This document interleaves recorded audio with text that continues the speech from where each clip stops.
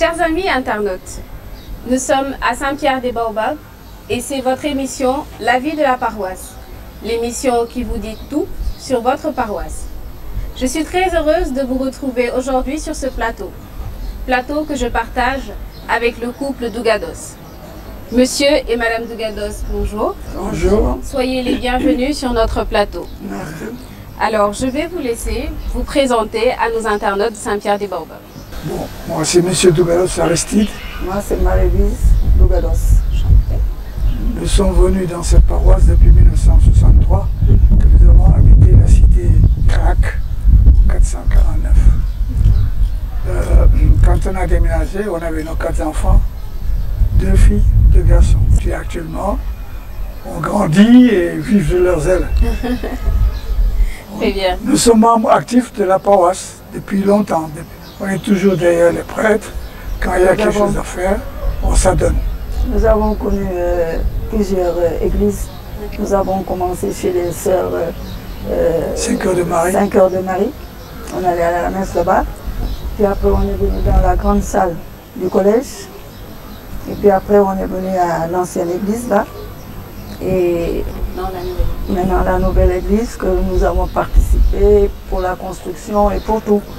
Voilà. Donc on est là depuis 1963. Nous rendons grâce à Dieu pour ce beau parcours, Ouais. toujours dans Saint-Pierre-des-Baobabs. Toujours. Alors, dans nos investigations, il est ressorti justement que vous êtes très engagé au sein de la paroisse, notamment dans votre CEB. Pouvez-vous un peu nous en parler?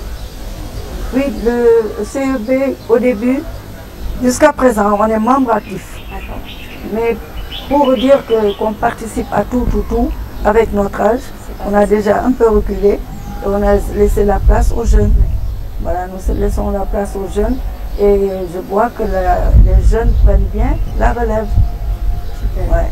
Ils sont très contents des membres actifs comme nous, de CEB. Voilà. Alors, auparavant, pouvez-vous nous dire comment se préparait le mariage? Est-ce qu'il y avait des étapes à suivre? Si oui, quelles étaient ces étapes? Et aujourd'hui, quel regard vous avez de la préparation au mariage par rapport à avant? Avant, il n'y avait pas de préparation de mariage. Il n'y en avait pas. Donc, c'est nos parents qui nous conseillaient avant d'aller se marier, avant de rejoindre notre nouvelle maison, comme on dit. Donc, mais par contre, je trouve que les préparations actuelles ne sont pas assez longues. La durée n'est pas assez longue. D'accord. Parce qu'il y a trop de divorces. Il y a trop de divorces. Donc il faut que les prêtres continuent pour que ces enfants, les jeunes mariés, voient qu'ils s'engagent à quelque chose. C'est quelque chose de sérieux. Quelque chose de sérieux, qui est normalement pour la vie. Parce que quand on se marie, moi je dis aux femmes, surtout aux femmes, quand vous vous mariez, mettez-vous dans la tête que vous vous mariez pour la vie, pas pour quelque temps. Il faut avoir la patience, dire je me marie. Si vous vous mettez dans la tête que vous vous mariez pour la vie, c'est fini. Ouais, c'est sûr. Il faut se dire aussi que le mariage c'est quelque chose de très sérieux. Donc il faut savoir se préparer dès le jeune âge s'il le faut. Hein. Des fois aussi, éviter certaines compagnies qui risquent de vous dévier de votre vision que vous avez tracée avec votre épouse. Nous, c'est ce qu'on a fait.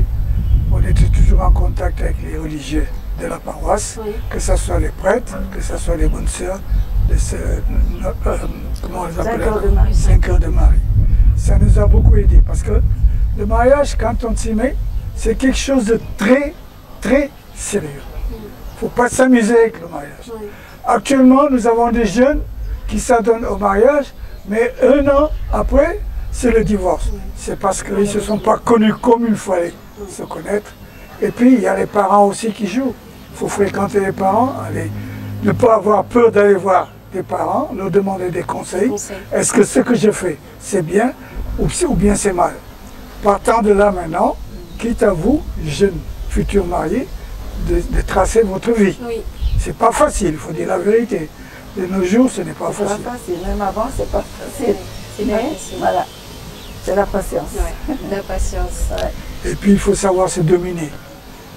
La vie actuellement, quand le futur mari parle des fois, soit elle ne s'entend pas avec sa future femme, soit elle a autre chose dans la tête. Et ça, pour éviter ça, mieux voir les grandes personnes, prendre des conseils, et puis maintenant retracer votre chemin. Toujours. Parce que la vie n'est pas facile, il faut dire la vie, il faut dire la vérité. Alors, parmi les éléments qui sont source de conflits aujourd'hui et qui sont source de divorce, justement, les finances sont très souvent citées. Qu'en pensez-vous? Ouais. Les finances, oui.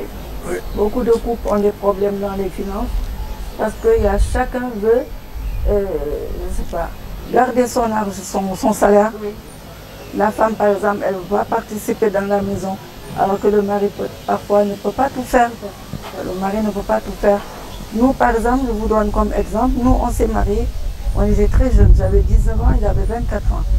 Et bien, tout de suite, le premier mois de notre mariage, ce qu'on a fait, qu'est-ce qu'on fait avec nos salaires?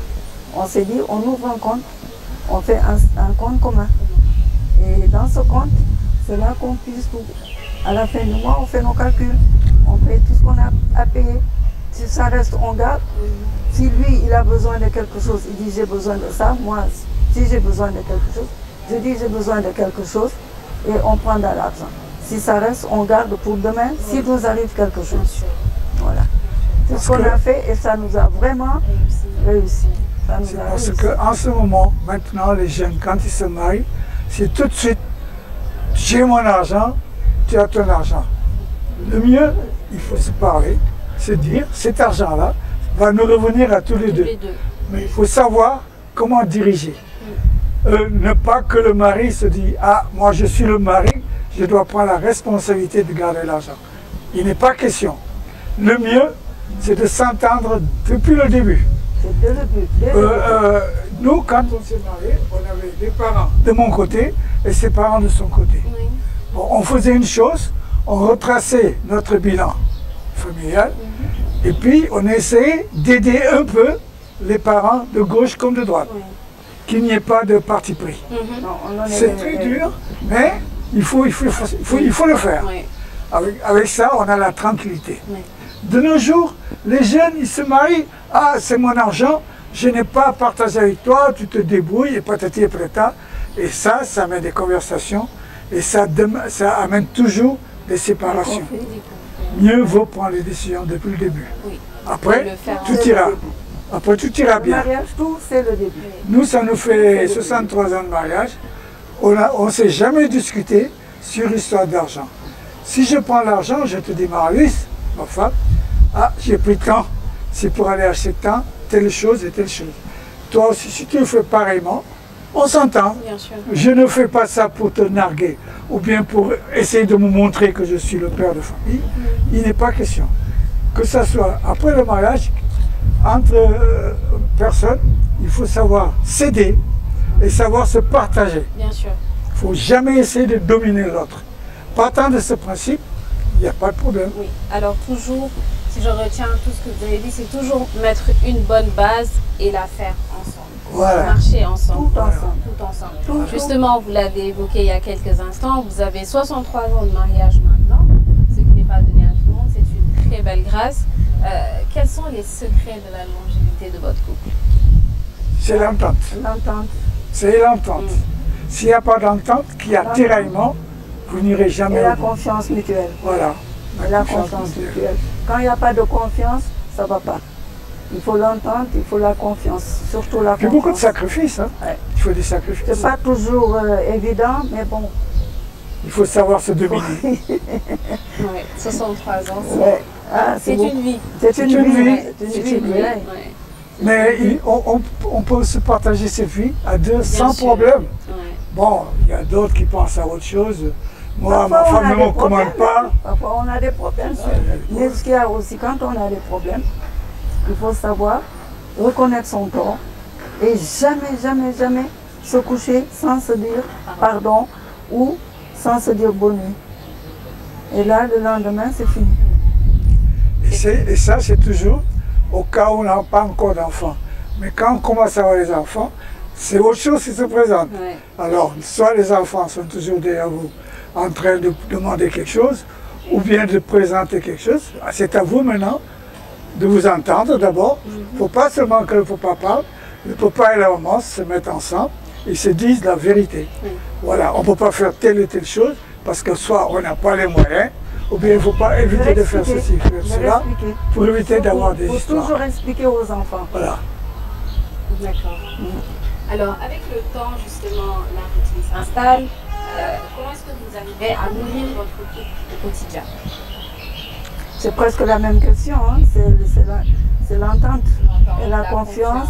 Ouais. Okay. La confiance. Et puis se dire, maintenant on n'est plus nous deux, on est avec les enfants qui sont derrière nous. Ouais. Donc il faut s'en occuper. Il faut savoir parler et aussi dire la vérité aux enfants. Ce que vous pouvez faire et ce que vous ne pouvez pas faire. Oui. Ça c'est un truc au départ. Parce qu'il y a des enfants, quand ils voient leurs parents, ils se coiffent tout permis, ils demandent des choses extra dont les parents ne peuvent pas convenir à leurs besoins. Quoi. Okay. Alors il y a tout ça qui joue. Ouais.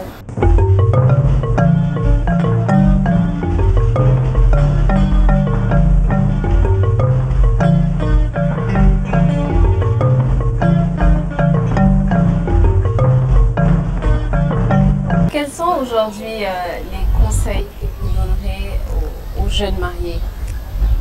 D'abord, l'entente. C'est la première des choses, l'entente. S'il n'y a pas d'entente, il n'y aura jamais un bon départ. Avec l'entente, je fais telle et telle chose, on le fait à deux. Il ne faut pas que le mari aussi se dit, moi je suis le patron, c'est moi qui dirige. Il n'est pas question. Elle met son grain de sel dans la sauce, toi tu mets la vôtre, et puis il n'y a pas de problème. Si vous entendez comme ça, tout va Les bien. mariés, il faut leur dire que tout ce qu'ils font, il faut le faire dès le départ, dès le commencement du mariage. Vous vous entendez, vous faites tout ce que vous avez à faire et une très très bonne entente et vous voyez que ça va continuer. Mais dès le départ, si un va de son côté, l'autre va de son côté, non c'est moi qui fais ça, c'est toi qui fais ça, non vous faites tout à deux. Dès le départ, vous faites tout à deux. Il ne faut, Et ça va faut pas y avoir quelqu'un qui domine. C'est pas possible. Il faut que vous soyez toujours égaux dans les conversations. Et que quand vous faites ça, vous n'aurez aucun problème. Mais quand vous avez d'autres maris qui se disent je suis le patron de la maison, je fais ce que je veux. Les enfants sont obligés de suivre. Ça, il ne faut pas le faire. Parce que vous n'irez.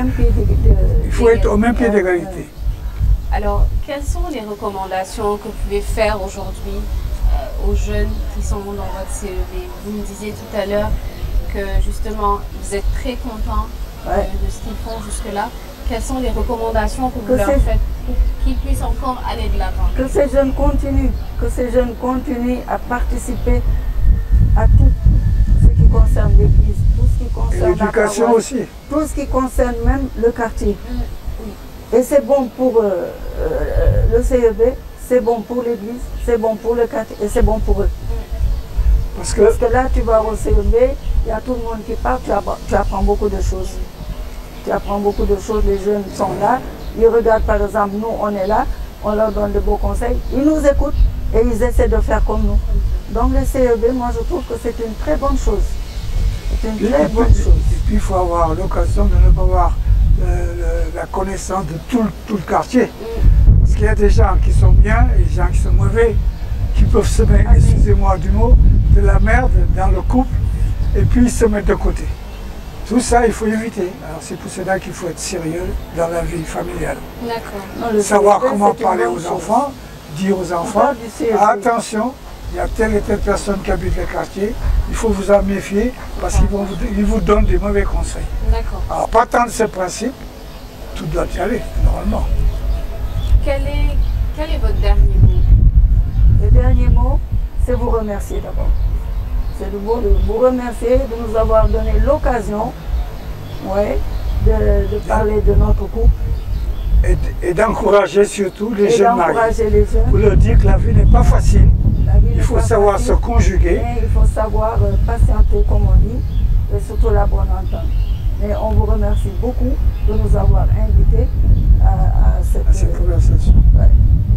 Voilà. Chers amis internautes, nous étions avec le couple Dougados qui font partie de la paroisse Saint-Pierre des Baobabs, mais particulièrement de la CEB de Carac. Ce couple, qui a aujourd'hui 63 ans de mariage, invite tous les jeunes mariés à poser des bases correctes et concrètes dès le départ. Demeurer dans l'entente, demeurer également dans l'humilité pour la joie de notre couple. Chers amis, le plaisir a été pour moi de partager ce plateau avec nos chers invités. Nous vous invitons à vous abonner à nos pages.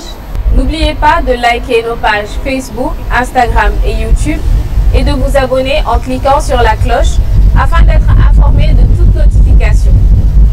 À très bientôt et prenez soin de vous.